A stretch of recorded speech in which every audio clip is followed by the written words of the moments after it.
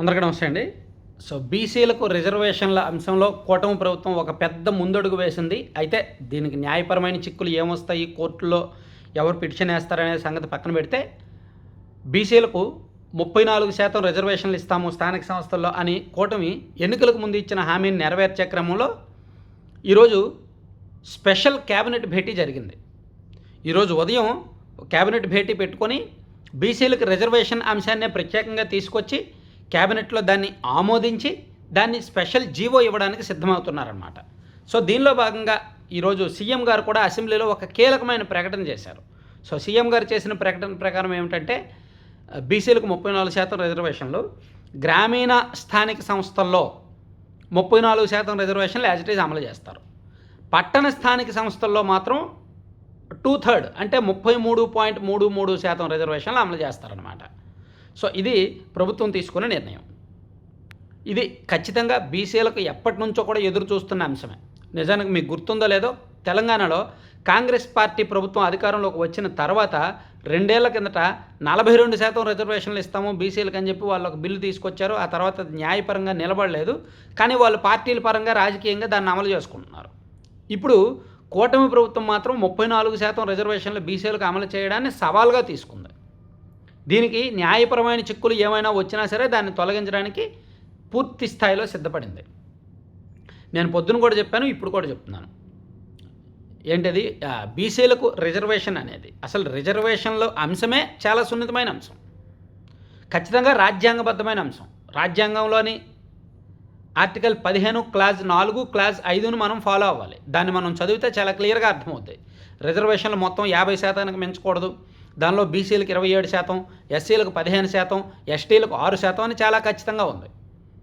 ఓవరాల్గా రిజర్వేషన్లు 50%కి మించకూడదు. ఆ తర్వాత సుప్రీంకోర్టుకి అనేక పర్యాయాలు రకరకాల కంప్లైంట్స్ వెళ్ళాయి. చాలా రాష్ట్రాలు వాళ్ళ రాజకీయ ప్రయోజనాల కోసం రిజర్వేషన్లను మార్పులు చేర్పులు చేయడానికి చాలా ప్రయత్నాలు చేశారు. తమిళనాడులో కావచ్చు, మహారాష్ట్రలో కావచ్చు, బీహార్లో కావచ్చు, ఎక్కడా కూడా ఇది జరగలేదు. దీనికి సుప్రీంకోర్టు ఒప్పుకోలేదు. 2021లో మరాఠాలకు స్థానిక సంస్థల ఎన్నికల్లో రిజర్వేషన్ కల్పిస్తూ అక్కడ ప్రభుత్వం తీసుకున్న నిర్ణయాన్ని సుప్రీంకోర్టు వ్యతిరేకించింది. 2020లో మన ఆంధ్రప్రదేశ్ రాష్ట్రంలో బీసీలకు 34% రిజర్వేషన్లు అమలు చేస్తామని వైసీపీ ప్రభుత్వం నిర్ణయం తీసుకుంటే దాన్ని హైకోర్టు వ్యతిరేకించింది, ఒప్పుకోలేదు. కానీ ఇప్పుడు అవన్నీ దాటుకొని కూటమి ప్రభుత్వం చట్టబద్ధమైన మార్పులు తీసుకొచ్చి అవసరమైతే చట్ట సవరణలు చేసి 1994 పంచాయతీరాజ్ చట్ట సవరణలు చేసి బీసీలకు 34% రిజర్వేషన్లు ఖచ్చితంగా అమలు చేయడానికి నిర్ణయం తీసుకుంది. ఇది ఒక అనలిస్ట్గా నేను మంచి చెడు రెండూ చెప్పాలి కాబట్టి దీనికి న్యాయపరమైన చిక్కులు మాత్రం ఉంటాయి ఖచ్చితంగా దీని మీద. ఎందుకంటే రిజర్వేషన్లు అనేది సున్నితమైన అంశం కాబట్టి దీని మీద ఎవరో ఒకరు కోర్టుకు వెళ్తారు. ఎందుకంటే మొత్తం 50% మించకూడదు అన్నప్పుడు బీసీలకు మాత్రమే 34% ఇస్తున్నప్పుడు ఇంకా 16% మిగులుతాయి. ఆ 16%లో ఎస్సీలకు ఏమిస్తారు, ఎస్టీలకు ఏమిస్తారు? యాక్చువల్లీ రాజ్యాంగం రూల్ ప్రకారం ఎస్సీలకు 15%, ఎస్టీలకు 6%, 21% ఉంటుంది కదా. ఆ 21%కి 34% కలుపుకుంటే 55% అవుతుంది కదా. కానీ సుప్రీంకోర్టు కానీ రాజ్యాంగం కానీ 50%కి మించొద్దని చెప్తున్నాయి కదా. ఇవన్నీ కూడా మనం పరిగణలోకి తీసుకోవాలి.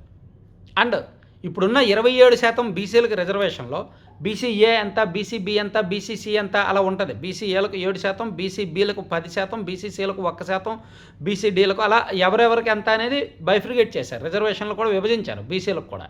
ఇప్పుడు 34% రిజర్వేషన్లు ఎవరెవరికి ఎంతెంత ఇవ్వబోతున్నారు అనేది కూడా ప్రభుత్వం విభజించాలి. ఒకవేళ ఇది న్యాయపరమైన చిక్కులు వచ్చినా పార్టీ పరంగా అయినా అమలు చేయడానికి పార్టీలు, ఈ అధికార పార్టీ సిద్ధంగా ఉందన్నమాట. ఇది చాలా కాంప్లికేటెడ్ అండ్ చాలా సెన్సిటివ్ మ్యాటరు. ప్రస్తుతానికైతే కూటమి సాఫీగానే ఉంది, పాజిటివ్గానే ఉంది బీసీలకు రిజర్వేషన్లు ఇచ్చే పట్ల. అందుకు ఆ మేరకు నిర్ణయం తీసుకుంది. అసెంబ్లీలో ప్రకటన చేశారు, మంత్రివర్గంలో ఆమోదం కూడా చేశారనమాట.